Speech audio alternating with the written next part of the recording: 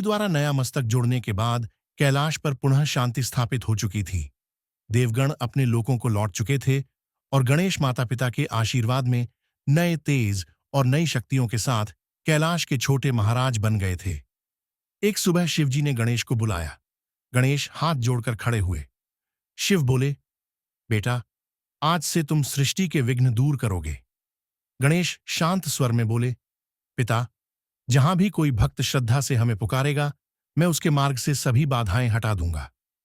माता पार्वती ने तिलक लगाकर आशीर्वाद दिया, तू हर मन में शांति और हर घर में मंगल भर दे।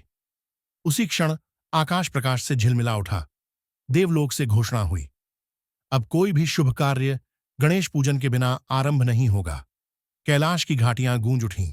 गणेश के बाल मुख पर दिव्य तेज खिल गया। गणेश का पहला चमत्कार, विघ्न का नाश। कुछ दिनों बाद कैलाश पर राशियों का आगमन हुआ। मार्ग में विशाल शिला गिरने से रास्ता बंद हो गया। सब चिंतित हुए, पर गणेश मुस्कुराए। उन्होंने शांत भाव से दंड भूमि पर टेका और शिला स्वयं हिलकर किनारे हो गई। मार्ग खुल गया। आश्चर्यचकित रह गए। बालक, तुम कौन हो? गणेश ने सिर झुकाकर कहा, मैं विघ्नहर्ता हूं। ऋषियों ने आशीर्वाद दिया। कैलाश में पहला चमत्कार प्रसिद्ध हो गया। गणेश का दूसरा चमत्कार, चंद्रमा का अभिमान भंग। एक रात कैलाश पर उत्सव था। गणेश मोदक खाकर आनंद से नृत्य कर रहे थे। दिव्य रोशनी चांद तक फैल गई, लेकिन चंद्रमा ने हंसकर व्यंग्य किया, ये गोल मटोल बालक ही प्रथम पूज्य होगा। उसकी हंसी ने गणेश के मन को छू लिया। उन्होंने आकाश की ओर देखा। अहंकार सृष्टि का सबसे बड़ा विघ्न है, इसे हटाना भी मेरा ही कर्तव्य है। बस इतना कहा, शाप स्वतः प्रकट हुआ। आज से जो कोई भी तुम्हें निहार कर हंसेगा, उसका अपमान होगा। चंद्रमा का तेज घट गया। स्वर्ग कांप उठा। देवगण हाथ जोड़कर प्रार्थना करने लगे, गणेश जी, यह तो संपूर्ण संसार का कैलेंडर बदल देगा। तब गणेश ने दया दिखाई, मेरा शाप स्थायी नहीं होगा।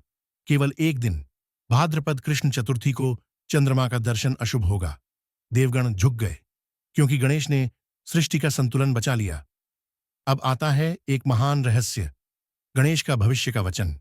उस रात पार्वती ने गणेश को पास बैठाया। हल्की हवा, चांद की मंद रोशनी और शांत कैलाश। मां ने पूछा, बेटा, क्या तू जानता है कि तुझे यह दैवी शक्तियां क्यों मिली हैं? गणेश ने धीमे स्वर में कहा, हां मां, क्योंकि भविष्य में एक समय आएगा जब तीनों लोगों को ज्ञान, धैर्य और बुद्धि की सबसे अधिक आवश्यकता होगी। और तब मैं ही वह देवता बनूंगा जो संसार के अज्ञान का अंधकार मिटाएगा। पार्वती आश्चर्य से बोली, क्या वह समय निकट है? गणेश मुस्कुराए, जब भी कोई मनुष्य भ्रम, भय या अंधकार में होगा, मैं उसे मार्ग दिखाने अवश्य पहुंचूंगा, चाहे वह कहीं भी क्यों ना हो। कैलाश की रात उस दिव्य रहस्य की गवाही दे रही थी। गणेश की आंखों में वह अनंत प्रकाश चमक रहा था, जो आने वाले युगों तक सृष्टि को दिशा देने वाला था।